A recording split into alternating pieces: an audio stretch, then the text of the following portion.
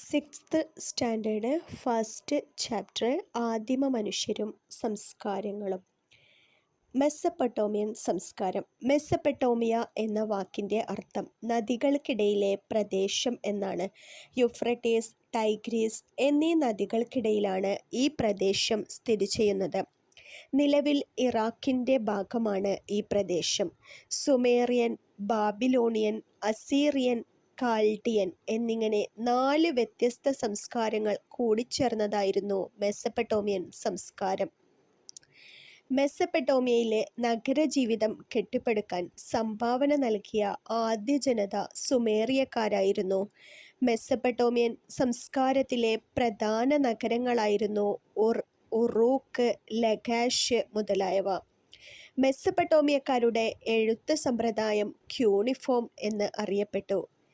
ഈ ലിപി, ക്യൂണിഫോം ലിപി വികസിപ്പിച്ചത് സുമേറിയക്കാരാണ്. ആപ്പിൻ്റെ ആകൃതിയിലുള്ള ചിത്രലിപിയാണ് ക്യൂണിഫോം ലിപി. കളിമൺ ഫലകങ്ങളിലാണ് അവർ എഴുതിയിരുന്നത്. കൂർത്ത മുനയുള്ള ഈറത്തണ്ടുകളാണ് കളിമൺ ഫലകങ്ങളിൽ എഴുതാൻ അവർ ഉപയോഗിച്ചിരുന്നത്. മെസ്സപ്പൊട്ടേമിയക്കാരുടെ സംഭാവന: ശാസ്ത്രവും ഗണിതവും, ചാന്ദ്രപഞ്ചാംഗം, സൂര്യഗ്രഹണവും ചന്ദ്രഗ്രഹണവും കണക്കാക്കിയത് മെസ്സപ്പൊട്ടേമിയക്കാരാണ്. ഹരണവും ഗുണനവും മെസ്സപ്പൊട്ടേമിയക്കാരുടെ സംഭാവനയാണ്. നിയമത്തിലെ മെസ്സപ്പൊട്ടേമിയക്കാരുടെ സംഭാവന: സുമേറിയൻ ഭരണാധികാരിയായിരുന്ന ഡുങ്കിയുടെ കാലഘട്ടത്തിലാണ് നിയമങ്ങൾ ആദ്യമായി ക്രോഡീകരിക്കപ്പെട്ടത്.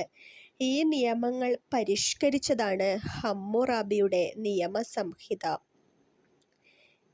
ഇനി ഈജിപ്ഷ്യൻ സംസ്കാരം. നൈൽ നദീതടത്തിൽ ഈജിപ്ഷ്യൻ സംസ്കാരം നിലനിന്നു.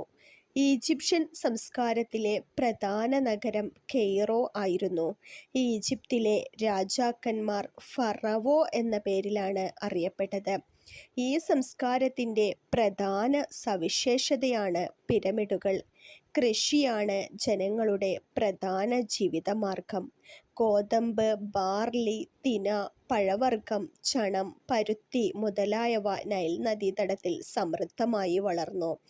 ഈ കാർഷിക സമൃദ്ധിയാണ് നൈൽ നദിയിൽ ഒരു നാഗരിക സംസ്കാരം വളർന്നുവരാൻ ഇടയാക്കിയത്. അതിനാൽ ഈജിപ്തിനെ നൈലിൻ്റെ ദാനം എന്ന് വിശേഷിപ്പിക്കപ്പെടുന്നു. കൂടുതൽ SCRT വീഡിയോകൾക്ക് ഈ ചാനൽ സബ്സ്ക്രൈബ് ചെയ്ത് ലൈക്ക് ചെയ്യുക. Thank you.